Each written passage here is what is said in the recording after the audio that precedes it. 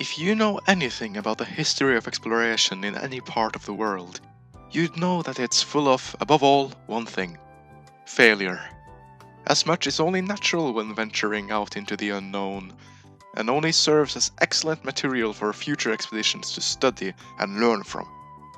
I think that's also why stories like this are so compelling, seeing all that went into making these expeditions fail, and how disastrous the consequences can be. And being the Arctic connoisseur that I am, I think it's only fitting that I look at some of the more interesting of these failures in the Arctic, specifically British failures. Why? Well, you could figure that out by taking a single glance at my channel. Now then, without further ado,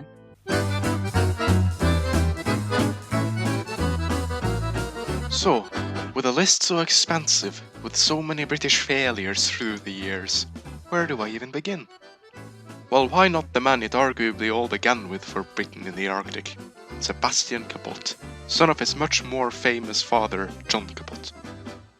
Now, I won't recall Sebastian's own North American expedition in 1508, as I've already covered it in my Northwest Passage video, nor the major failure of his in 1525, which hilariously got him banished to Africa. No, what I will look at is his role in starting the English Muscovy Company, which was established and had its first commissioned expedition in 1553.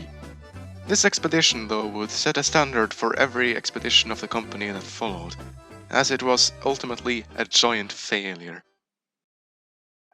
Headed by one Hugh Willoughby, who had little if any experience with the Navy, and absolutely no experience at all in the Arctic, having been primarily a good and loyal soldier, he was tasked with finding a northeastern passage to the Orient, and a better trade route with China somewhere in the Arctic Ocean over Norway and Russia.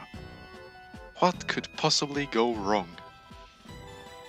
So they start off with 3 ships made exclusively for the expedition to bear the Arctic climate and head for the coast of Norway, only to immediately be delayed by unfavorable winds. Once they make it there though, they are yet again kept back by storms and the like somewhere over the very north of Norway. There, the ships got separated, and the next in command, now on a lone ship, decided to head to their pre-decided "we go here if we get lost" meeting point, Vardø Fortress. Willoughby, though, would never be seen alive again after this, but unlike most other expeditions that end in disaster, his journal was discovered later, along with his 2 ships that separated from his second in command, who, by the way, continued east after not catching them in Vardø as planned.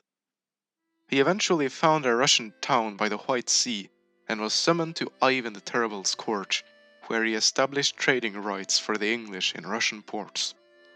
But still no way to the Orient. In the meantime, the expedition's actual leader, Willoughby, was trying his hardest to navigate the 2 ships still under his command to Vardø, while being unable to read where they were due to some clouds being in the way of the stars. Instead, they found their way to Novaya Zemlya, and deciding that they had gone too far, headed back west to winter. They missed the entrance to the White Sea entirely, and ended up wintering on the Kola Peninsula, far east of Murmansk. There they died, either from harsh weather and starvation, or, get this, sealing the ships up to insulate them, making them essentially floating coffins destined to run out of air, and thus dying from lack of oxygen. In any case, they were all discovered dead by some fishermen in the following year. Seeing as the commander in charge of the expedition had, as previously mentioned, no naval or Arctic experience, one can't really have expected a better outcome for this expedition, and I'm inclined to believe the death by choking hypothesis over the freezing one, given his overall incompetence. This would only serve as foreshadowing to the rest of the ventures undertaken by the Muscovy Company, as they would either end up in disaster like Willoughby's end of the expedition, or with some minor improvements and discoveries, but still not exceeding in the expedition's goal, like its second in command. And seeing as with that single line I've pretty much covered all future British ventures with Russia, let's jump forward to when it all stopped, when the Soviet Union closed off the country to anyone after its establishment. We are now in the age of aviation, so it's only fitting then to look at what the British did in the Arctic to accommodate this new and humongous change in the world. Well, for one, they sent out some expeditions to chart the airflow and the like to make their plane routes off the Atlantic more effective. And since the one this guy here, Gino Watkins, went on in 1930 went so well, he decides to pursue a continuation of it in 1932. This time though, after 400 years of Arctic exploration, the Brits now know that the people going to the Arctic should probably have some experience there, and Watkins has exactly that. So nothing stupid is gonna get him killed, right? So he then disappears and dies while hunting for seals in a kayak in Greenland. The rest of the expedition managed to make it back from Greenland though, this time only with limited results as opposed to his previous expedition, due to its smaller nature. Quick side note, so you know the Burke and Wills expedition? Yeah, that Burke and Wills expedition.